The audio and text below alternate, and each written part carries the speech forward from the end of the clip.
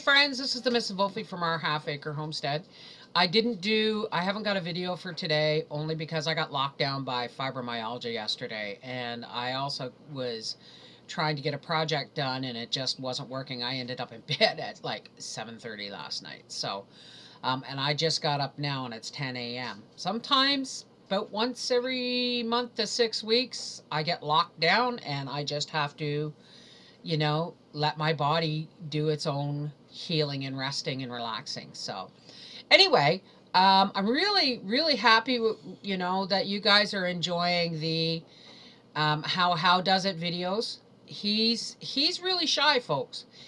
People have asked me why doesn't he have his own channel. Well, it's taken me 5 years on YouTube just to get him to get comfortable talking on camera.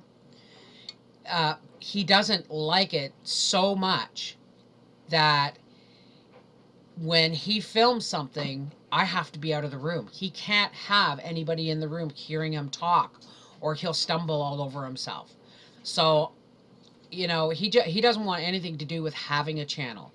He is more than happy, or learning to be more than happy, to do some video work for our channel, but as far as having a channel comes, forget it. I am the editor and the camera person and the public relations person. So guess what? If you ask questions, ask me, because he doesn't even look at the videos. He doesn't. He really doesn't. Sometimes he does, but he really doesn't look at them. So I do the editing and I put it up and I do the answering of the questions. So when he does a video, if you see blocks of writing in there, read them, for the simple reason is as I'm editing, I ask him questions that you might be, that you might ask, or things you might want to know, and then I fill in the blanks because, he's very soft-spoken and he doesn't think like a videographer, so to speak. So anyway, but he's doing really well, eh? I mean, holy smokes. So direct your questions to me. I will give him all the news when you guys give him thumbs up and stuff like that. I will tell him he's really, really happy working on this solar system. So there will be more updates, obviously, because it's not up and running yet. I have a couple more projects stewing up here, but it's time to start seed planting. So today I'm going to start my cabbage plants and stuff like that. Isn't it wonderful? Spring's just around the corner, folks. This year I'm going to keep my garden even simpler. I want to stick to the staples, and the staples in our house are cabbage, beans, turnip, squash. But I am going to try, thanks to Jane Zero, I am going to try a little aquaponics thing for the leafy greens, for spinach, lettuce, and kale. And I already have a tank set up with goldfish in it, and they are making their poops in the water to help fertilize the water.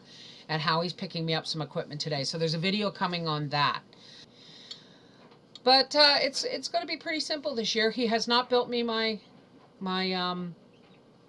greenhouse yet. And we have a lot of work to do this summer, so there's going to be no camp videos. We're pulling the trailer out of we're not renting that space this year because, Volfie wants to maybe build an addition, but he can't do it this year, so he wants to start the footings this year. The pool has to come down, be leveled, new liner put in and put up. We have some landscaping to do, that kind of stuff. And not to mention, we have a wind turbine to put up, and more solar panels and all this kind of stuff that has to, we have to get done.